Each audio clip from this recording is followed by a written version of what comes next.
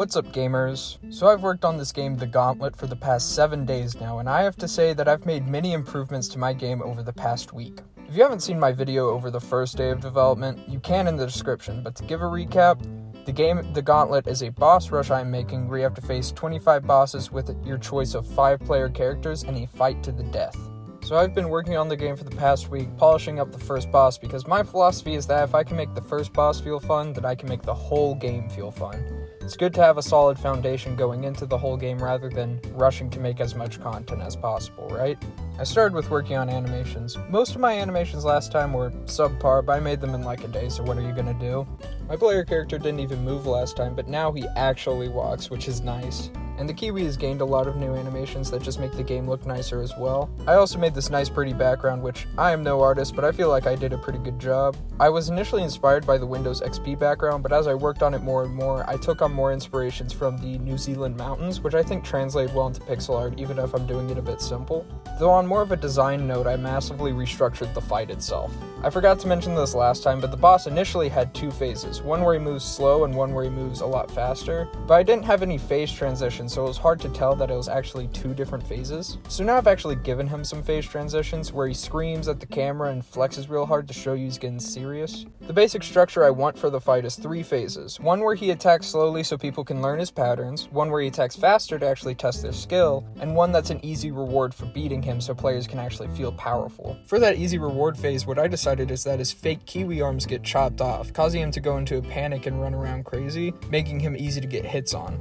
One of the best things you can do in boss design is to make the first boss look and feel tough, but really be a weakling that is easily overpowered. False Knight is a great example of this. He starts off as a towering foe, who after just a few hits, falls down and is revealed to be a little maggot in an oversized suit of armor. This gives the player the feeling that they are powerful for overcoming this insurmountable enemy that will help ease them into the rest of the game, as they feel rewarded for beating what is actually a really easy boss. For my guy, I feel like I could have done more to make him feel stronger. Like, he's not really all that big, making him seem weaker than I otherwise could have made him, but I also think I sold him pretty well in the macho aesthetic with the buff arms and the constant flexing and all. Plus, I think having him small makes the fight feel better to play than if I had made him huge, so I'm quite happy with it. Though I am strongly considering if I should instead make his phases transition differently. My other idea is that instead of going to the phase without his arms at the end of the battle, it's structured so that it's between other normal fighting phases. So like, he starts out slow, like I mentioned previously, and then after a couple hits, he ends up losing the arms and running around frantically. Then after a couple more hits, the arms end up flying back onto his body or something silly like that.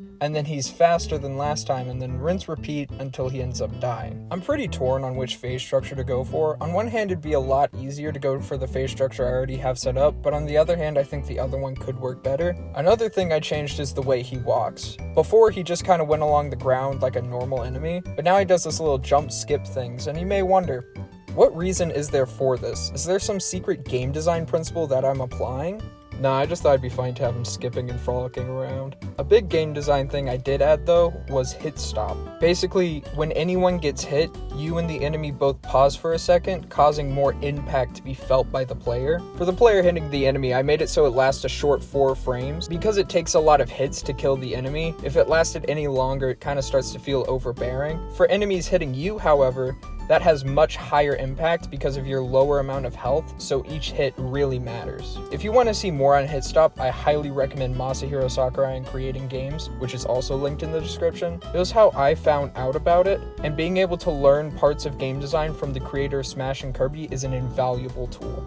Another big thing I added was sound effects. For my sound effects, I actually make my own 8-bit ones using Magical 8-bit plugin and FL Studio. Most of them are pretty simple, but I think using 8-bit sounds adds charm and stylistic consistency that I like. It also gives me control over how everything sounds than if I had tried to find sound effects online. Though the sound effects aren't final and I may decide to replace them with online ones later on, so tell me your thoughts so that I can improve. So that about covers all I did. Next for me will be playtesting and wrapping up some polish, and then starting on my next bosses. I plan on making my next video about a month into development so that I can focus more on the making of the actual game itself, and so that I can have more to actually show in the video, so I'll see y'all then. I also hope to have a demo out of the first 3 bosses, so be sure to stay tuned for that. If you have any thoughts and criticism, it would be much appreciated in the comments below. Here's the game in action.